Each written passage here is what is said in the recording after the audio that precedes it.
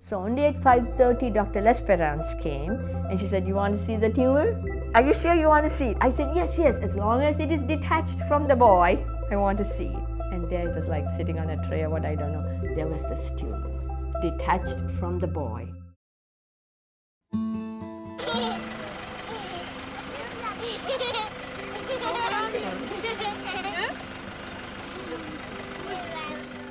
When we pulled in the pickup truck, and then they saw Jonathan and Jane through the window of the car, they all came running, and like I said, they just went for his neck.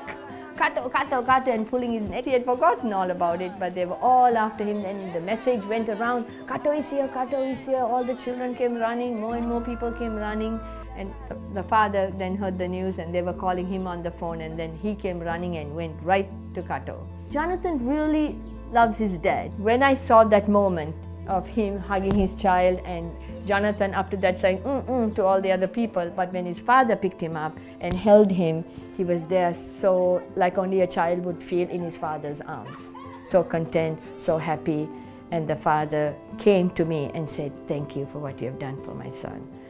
That was the moment of everything that went on is worth it all. Had this not been treated, if it had become infected, it could have been fatal in an infection or abscess in his chest. It clearly would have done more and more damage to his spine, his shoulder, his scapula, his chest.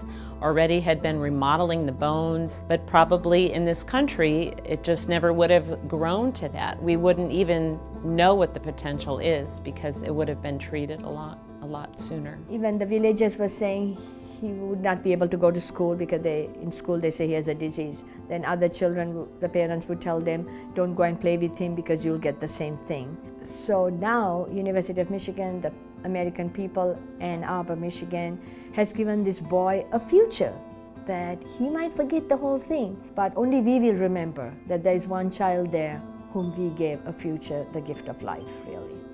To me, it's entirely appropriate for him to fly across the world to get this taken care of, and then he can go back and live his full potential. And some people might say, all of this for one child, but if you can save one life, who knows what kind of impact that's going to have in the future. The one word is joy. Joy, joy, joy. Like you can see, I'm the one shouting, I'm the one singing.